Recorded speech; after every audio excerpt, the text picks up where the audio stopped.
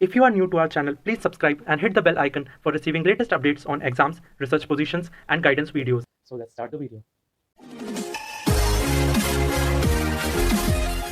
Hey guys, welcome to Inspire Chemistry. So today in this particular video, I will discuss one very important topic that is related to research project और internship. तो यहाँ पर हम discuss करेंगे कि MSc के time पे या फिर बीएससी के टाइम पे तुम्हें रिसर्च प्रोजेक्ट और इंटर्नशिप क्यों करना चाहिए, उसके साथ इसका इंपॉर्टेंस क्या क्या है एंड बेनिफिट्स क्या क्या मिल सकता है. ठीक है, तो वीडियो को एंड तक जरूर देखो एंड फ्रेंड के साथ भी शेयर करो. शॉर्टली मैं डिस्कस कर देता हूँ कुछ इंपॉर्टेंट थिंग्स को जो इन फ्यूचर तुम्हारे लिए बहुत ज़्यादा हेल्पफुल हो सकता है. तो रिसर्च प्रोजेक्ट एंड इंटर्नशिप तुम्हें करना चाहिए. ठीक है, तो इसके लिए फर्स्ट जो इंपॉर्टेंट थिंग है एक्सपीरियंस. तो अगर research project and internship bachelors degree में बहुत सारा स्टूडेंट्स होता है या फिर मास्टर्स डिग्री में बहुत सारा स्टूडेंट यूनिवर्सिटीज से करते हैं, तो वहाँ पर रिसर्च प्रोजेक्ट करने का मतलब जो ऑप्शंस नहीं होता कोर्स वर्क के अंदर, तो उन सारे स्टूडेंट अगर बाद में जाके पीएचडी करना चाहते हैं अब्रॉड में या फिर इंडिया का top research institute like आइजर, JNCSR, IISc, TIFR, IICS Kolkata या फिर और भी जो रिसर्च इंस्टीट्यूट्स है, तो वहाँ पर रिसर्च एक्सपीरियंस अगर पहले से तुम्हारा है तो इंटरव्यू में प्रेफरेंस मिलता है. अब्रॉड पीएचडी में तो रिसर्च प्रोजेक्ट चाहिए ही, नहीं तो सिलेक्ट नहीं होगे. तो ये मान सकते हो कि जो स्टूडेंट्स बैचलर्स डिग्री में है या फिर नॉर्मल कोई भी यूनिवर्सिटी से एमएससी कर रहे हैं, अगर कोर्स वर्क के अंदर रिसर्च प्रोजेक्ट इंक्लूडेड नहीं है, तो उन सारे स्टूडेंट्स के लिए एक्सपीरियंस बहुत ज़्यादा ज़रूरत होता है. तो उन सारे स्टूडेंट्स के लिए रिसर्च प्रोजेक्ट इसलिए एक डेफिनेटली एक थिंग्स होता है कि करना चाहिए एमएससी के टाइम पे या फिर बीएससी के टाइम पे. ओके, सेकेंड जो इंपॉर्टेंट थिंग जो इसके ओवरव्यू, सपोज तुमने एक प्रोजेक्ट किया ऑर्गेनिक केमिस्ट्री रिलेटेड या फिर इनऑर्गेनिक केमिस्ट्री रिलेटेड या फिर मटेरियल्स केमिस्ट्री या फिर फिजिक्स रिलेटेड, बायोलॉजी रिलेटेड या फिर कंप्यूटेशनल रिलेटेड, तो तुम्हें एक एक्सपीरियंस गेन होता है जिसके थ्रू तुम्हें एक नॉलेज गेन होगा कि ये पर्टिकुलर थिंग्स तुमने सीखा जो इन फ्यूचर अगर तुम्हें टॉपिक अच्छा लग गया तो उसको तुम पीएचडी में कन्वर्ट कर लिया पर्टिकुलर सब्जेक्ट को. तो उसके थ्रू क्या होगा कि जो एक्सपीरियंस तुम बीएससी एंड एमएससी में एक्वायर कर रहे हो वो पर्टिकुलर थिंग्स पीएचडी में जाके भी हेल्पफुल होगा. तो पीएचडी में जाके फर्स्ट ईयर और सेकेंड ईयर में बहुत सारे स्टूडेंट्स का प्रॉब्लम होता है, सीखने में ही बहुत ज़्यादा टाइम लग जाता है. तो तुम प्रोजेक्ट के साथ वो सारे बेसिक्स थिंग्स सीख रहे हो एंड पीएचडी में जाके वो सारे थिंग्स अप्लाई करके न्यू प्रोजेक्ट स्टार्ट कर सकते हो जल्दी से. वहाँ पर जो सीखने के लिए जो 1 ईयर या फिर 6 मंथ से ज़्यादा टाइम लगता है वो यहाँ पर वेस्ट नहीं होगा. ठीक है, तो रिसर्च प्रोजेक्ट के थ्रू फास्ट बेनिफिट है. बहुत सारा जो जॉब कंपनी में भी सपोज तुम जा रहे हो कोई भी ऑर्गेनिक सिंथेटिक लैब में, सपोज जॉब मिल गया, ठीक है, तो वहाँ पर एज ए एक्सपीरियंस मांगता है कि कौन सा पर्टिकुलर फील्ड में तुम्हारा एक्सपीरियंस है, कितना साल का एक्सपीरियंस है. अगर तुम्हारे पास 6 मंथ का 1 ईयर का प्रोजेक्ट वगैरह है पर्टिकुलर जो टॉपिक में तुम जॉब करने जा रहे हो या फिर कंपनी में ज्वाइन कर रहे हो, उसका रिलेटेड अगर एमएससी प्रोजेक्ट वगैरह या फिर कोई भी प्रोजेक्ट इंटर्नशिप वगैरह है, तो तुम्हें प्रेफरेंस ज़्यादा मिलेगा during the interview selection. Okay, second one is PhD, वो इंडियन पीएचडी या फिर अब्रॉड पीएचडी, जहाँ पर टॉप जो रिसर्च इंस्टीट्यूट है इंडिया में या फिर अब्रॉड में कोई भी इंस्टीट्यूट में तुम पीएचडी करने जाओगे तो एमएससी प्रोजेक्ट बहुत ज़्यादा वेटेज रखते हैं.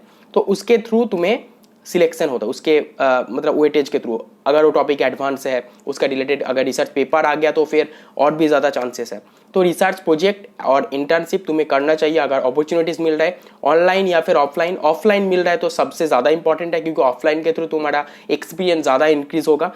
ऑनलाइन के through just as a research overview type का हो सकता है, लेकिन उसका जो सर्टिफिकेट बहुत कम का होता है. लेकिन अगर चांस मिल रहा है तुम ऑफलाइन जाओ एंड रिसर्च प्रोजेक्ट ज्वाइन करो जिसके through job, PhD, experience and बहुत सारा नॉलेज गैदर होगा. एंड वही पर्टिकुलर टॉपिक चूज करो जिसमें तुम्हारा एमएससी स्पेशलाइजेशन है उस टाइप का, एंड जो पर्टिकुलर इन फ्यूचर वो पर्टिकुलर टॉपिक के ऊपर ही तुम पीएचडी करोगे अगर पीएचडी करना चाहते हो तो.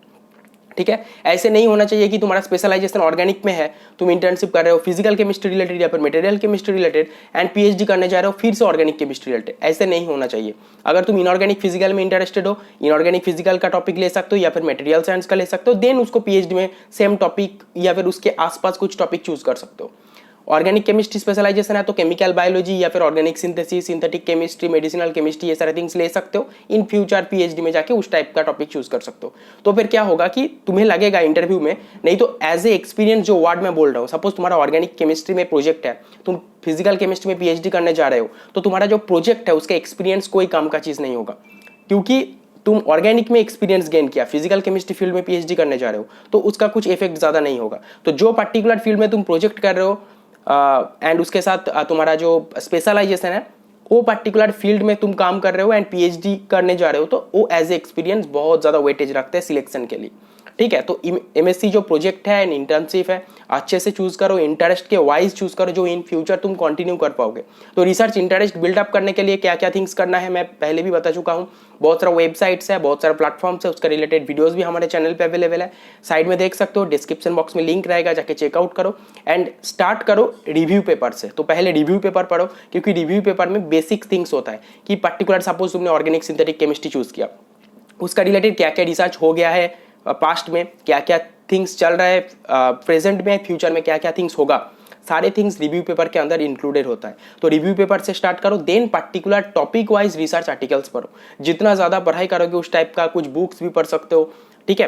तो रिसर्च इंटरेस्ट इंक्रीज होगा। घर में बैठे रहोगे देखोगे तो इंटरेस्ट इंक्रीज नहीं होगा, तुम्हें पढ़ना होगा। वर्कशॉप, वेबिनार, सेमिनार वगैरह जो जो होता है इंस्टीट्यूट में तुम्हारा पर्टिकुलर जहाँ पर एमएससी कर रहे हो या फिर कहीं पर भी मौका मिल रहा है तो अप्लाई करो, जाके ज्वाइन करो सारे थिंग्स। तो उसके थ्रू इंक्रीज होगा तुम्हारा एक्सपीरियंस एंड उसके थ्रू टॉपिक चूज करो, एक्सपीरियंस गेन करो एंड उसके थ्रू उस जस्ट पीएचडी में ज्वाइन करो, ठीक है। तो मेरे हिसाब से ये सारे इंपॉर्टेंट थिंग्स है। तो रिसर्च इंटरेस्ट के wise research internship and project choose करो एंड तुम्हें डेफिनेटली ज्वाइन करना चाहिए। एंड अगर इन फ्यूचर पर्टिकुलर टॉपिक में इंटरेस्टेड हो तो पीएचडी भी कर सकते हो। Okay, so that's all. अगर और एक इंपॉर्टेंट पोर्शन, अगर पर्टिकुलर टॉपिक करने के साथ साथ तुम्हें लग रहा है कि वो पर्टिकुलर थिंग्स में तुम्हारा इंटरेस्ट नहीं है प्रोजेक्ट में, तो पीएचडी में टॉपिक, उस पर्टिकुलर टॉपिक को मत चूज करो। ऐसे मत करो कि प्रोजेक्ट किया तो टाइम वेस्ट हो गया तो उसको ही पीएचडी कन्वर्ट कर लेते हैं, इंटरेस्ट नहीं है फिर भी। लेकिन रिसर्च जो इंटर्नशिप और प्रोजेक्ट होता है मैक्सिमम 1 ईयर का या फिर 6 मंथ का होता है, लेकिन पीएचडी जो होगा 5 ईयर्स, उसके बाद पोस्ट डॉक भी होगा। तो पीएचडी में जो टॉपिक चूज करोगे वो पर्टिकुलर टॉपिक तुम्हारे इंटरेस्ट के अकॉर्डिंग होना चाहिए, नहीं तो तुम 5 साल 7 साल कंटिन्यू नहीं कर पाओगे पीएचडी में। डिप्रेशन आएगा, बहुत सारा ओवर थिंकिंग आएगा, सॉल्व नहीं कर पाओगे, खुद का इंटरेस्ट नहीं रहेगा। तो ठीक है, तो मेरे जो ये सजेशंस है, मैं पीएचडी ज्वाइन करने के पहले मैं भी ये सारे थिंग्स फेस किया था, तो सारे थिंग्स मैं इसलिए शेयर करता हूँ ताकि तुम भी जाके एक पर्टिकुलर पाथ चूज कर सको, ठीक है। सो दैट्स ऑल। और भी रिसर्च रिलेटेड बहुत सारा वीडियोस हमारे चैनल पे अवेलेबल है, प्लेलिस्ट डिस्क्रिप्शन बॉक्स में रहेगा। स्टार्ट योर रिसर्च टुडे करके एक प्लेलिस्ट है, वहाँ पर जाके बहुत सारे इंपॉर्टेंट थिंग्स मिल जाएगा। So that's all, thank you for watching, see you in the next video. Hey guys, हमने एक न्यू यूट्यूब चैनल लॉन्च किया जिसका नेम है एजी असिस्टेंस, जहां पर हम self help related, financial freedom related, investment related, lifestyle related and my experience related videos upload करूंगा and जिसके थ्रू तुम्हें बहुत सारे इंपॉर्टेंट थिंग्स मेरा जर्नी के बारे में पता चलेगा। एंड उसके साथ साथ एक इंपॉर्टेंट थिंग है, वहां पर शॉर्ट वीडियोस भी अपलोड होगा एंड लॉन्ग वीडियोस भी अपलोड होगा। तो चैनल का लिंक डिस्क्रिप्शन बॉक्स में है, सब्सक्राइब करो एंड फ्रेंड के साथ भी शेयर करो।